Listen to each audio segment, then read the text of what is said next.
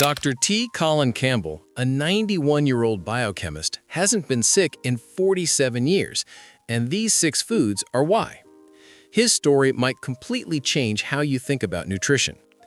Campbell spent over 5 decades researching the connection between diet and disease, and what he discovered challenged everything the medical establishment believed about protein, health, and longevity.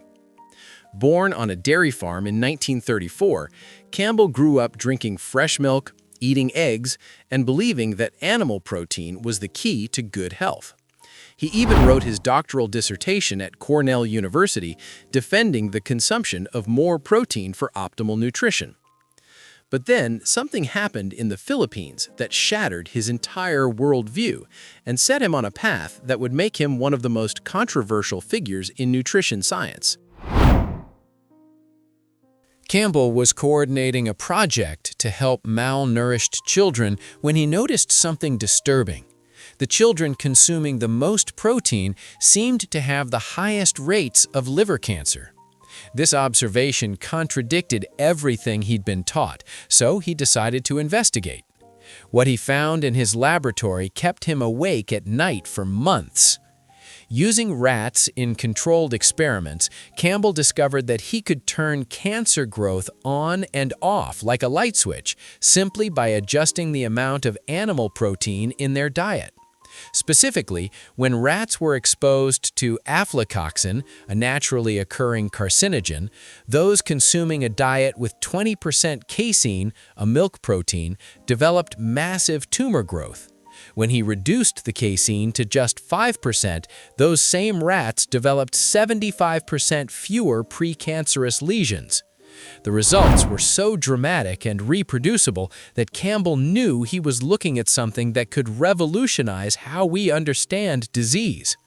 But the most shocking part wasn't the laboratory results, it was what happened when Campbell decided to test his findings on himself and his family. Around 1980, at the age of 46, he began transitioning away from the animal-based diet of his childhood. By 1990, he'd adopted what he calls a 99% plant-based diet, and the transformation was remarkable.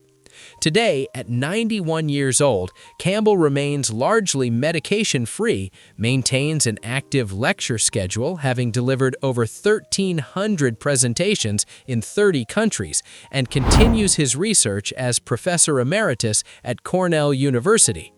His longevity mirrors what researchers have found in blue zones, regions where people routinely live to 100 years old.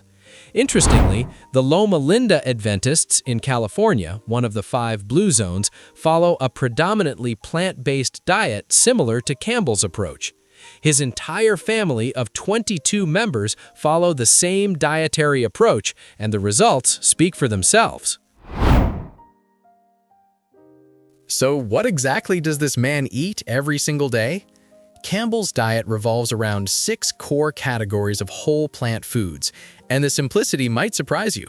First, whole grains form the foundation of his daily nutrition. Every morning, Campbell starts with cooked oatmeal, but not the instant variety loaded with sugar and artificial flavors. He chooses steel-cut or rolled oats, preparing them without milk or dairy additives. Instead, he loads his oatmeal with the second category of foods he swears by: fruits. Fresh fruits in summer, frozen in winter, Campbell includes fruits not just at breakfast, but as desserts throughout the day. The variety is endless: berries, apples, oranges, bananas, whatever's seasonal and available. But here's what makes his approach different from typical fruit consumption. Campbell emphasizes eating the whole fruit rather than drinking juice or taking vitamin supplements. When you eat an orange instead of drinking orange juice, you get the dietary fiber, the complex array of nutrients, and the natural satiety signals that prevent overconsumption. The third category that appears daily on Campbell's plate is vegetables, particularly in the form of salads.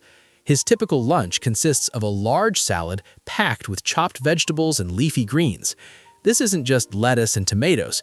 Campbell loads his salads with a rainbow of vegetables: bell peppers, carrots, cucumbers, onions, radishes, whatever provides color and crunch. The fourth daily food category is legumes and beans. This includes everything from black beans and kidney beans to lentils, chickpeas, and even peanuts. These protein-rich plants provide the amino acids his body needs without the health risks he discovered were associated with animal protein. Campbell's dinner often features these legumes combined with whole grains and vegetables in countless recipe variations. Nuts make up the fifth category of Campbell's daily diet. Here's where his scientific background shows its influence. Campbell distinguishes between whole nuts and extracted nut oils. He includes almonds, walnuts, and other nuts in their whole form, but avoids processed oils that have been separated from their original plant source. The oil naturally present in whole nuts and avocados is fine, but once it's extracted and refined, it becomes what he considers a processed food to be minimized. The sixth principle is the emphasis on whole, unprocessed plant foods in their natural state. This means choosing brown rice over white rice, whole wheat over refined flour, and always prioritizing foods that haven't been stripped of their dietary fiber, vitamins, and minerals through processing. This fiber is crucial for digestive health and helps reduce chronic inflammation throughout the body. Perhaps more important than what Campbell eats is what he doesn't eat. His diet completely eliminates meat, poultry, dairy, and eggs.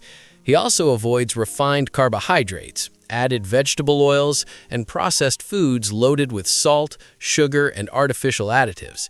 The only supplement Campbell recommends is vitamin B12, which is essential for anyone following a strict plant-based diet. The only dietary exception he admits to is an occasional piece of strongly flavored cheese when his wife isn't looking, but he emphasizes that such indulgences aren't found in their home. The scientific foundation for this approach comes from Campbell's most famous work, the China Study, which he conducted in collaboration with Oxford University and the Chinese Academy of Preventive Medicine. This massive study examined 65 counties in rural China, analyzing the dietary and health patterns of 6,500 people. The data revealed a clear correlation between plant-based eating and lower rates of chronic diseases, including heart disease, diabetes, and various cancers. Campbell's research showed that populations consuming the most animal protein had the highest rates of these Western diseases, while those eating predominantly plant-based diets maintained remarkably low disease rates even into old age. The study was so comprehensive that the New York Times called it the Grand Prix of epidemiology. This work has been corroborated by other major research initiatives, including the Adventist Health Study, which followed over 96,000 Seventh-day Adventists and found similar protective effects of plant-based eating. Campbell's work hasn't been without controversy. Critics have questioned his statistical analysis, accused him of cherry-picking data, and argued that correlation doesn't prove causation. Denise Minger, a former vegan-turned-critic, wrote extensive rebuttals claiming Campbell's conclusions weren't supported by his own data. Other researchers have pointed out that China actually has high rates of stomach cancer, which Campbell didn't emphasize in his conclusions. Campbell has responded to these criticisms by emphasizing the totality of evidence from multiple studies, not just the China study alone.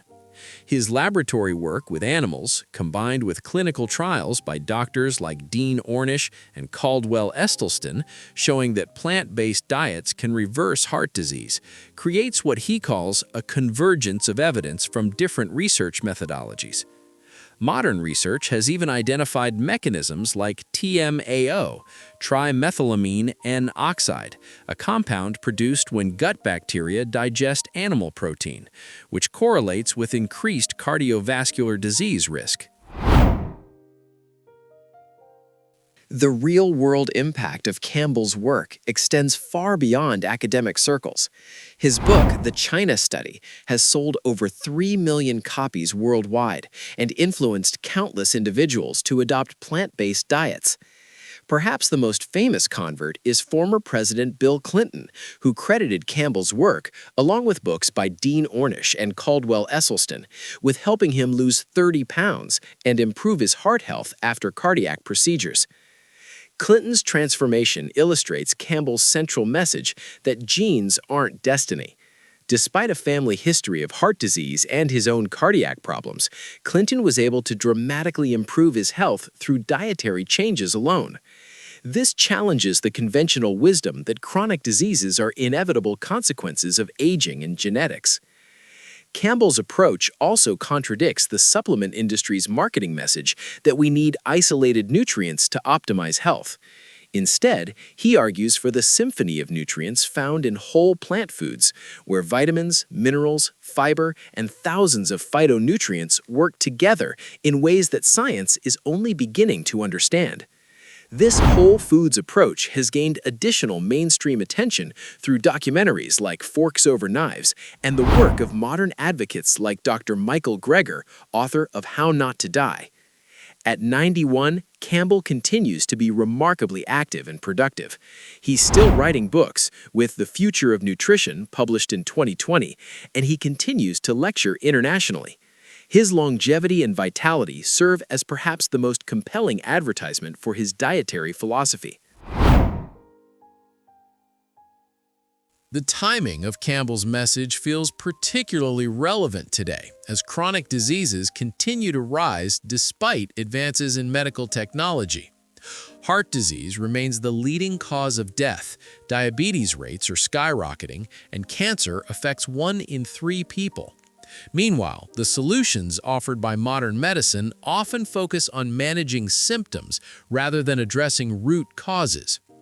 Campbell's work suggests that many of these diseases might be largely preventable through simple dietary changes, not expensive medications, not high-tech procedures, but basic whole plant foods that humans have been eating for thousands of years. The implications extend beyond individual health to environmental and economic concerns. Plant-based diets require significantly less land, water, and energy to produce compared to animal-based foods. As Campbell often points out, we could feed more people using fewer resources if we shifted toward plant-based eating patterns. Looking ahead, Campbell's influence continues to grow. An upcoming biopic directed by Oscar-winning filmmaker David S. Ward will bring his story to mainstream audiences, potentially introducing his ideas to millions of people who haven't encountered them before. The film, set to begin production in 2025, promises to explore not just Campbell's scientific discoveries, but also the institutional resistance he faced from academic, political, and corporate interests threatened by his findings. Dr. Campbell's 6 daily foods aren't exotic superfoods or expensive supplements. They're simple, affordable plant foods that have nourished human populations for millennia. Whole grains, fruits, vegetables, legumes, nuts, and minimally processed plant foods. His 47-year streak of good health isn't guaranteed to transfer to everyone who follows his approach, but the scientific evidence supporting plant-based nutrition continues to accumulate from researchers around the world. Perhaps the most powerful aspect of Campbell's story is how it demonstrates the possibility of changing course, even later in life. He didn't adopt his current diet until his 40s, proving that it's never too late to prioritize health through nutrition. His transformation from a dairy farm boy who believed in the power of animal protein to a leading advocate for plant-based eating shows that scientific evidence can overcome even deeply held beliefs when we're willing to follow the data wherever it leads. Whether you choose to adopt Campbell's full approach or simply increase your consumption of whole plant foods, his decades of research offer a compelling case for the power of nutrition to influence not just how long we live, but how well we live those years.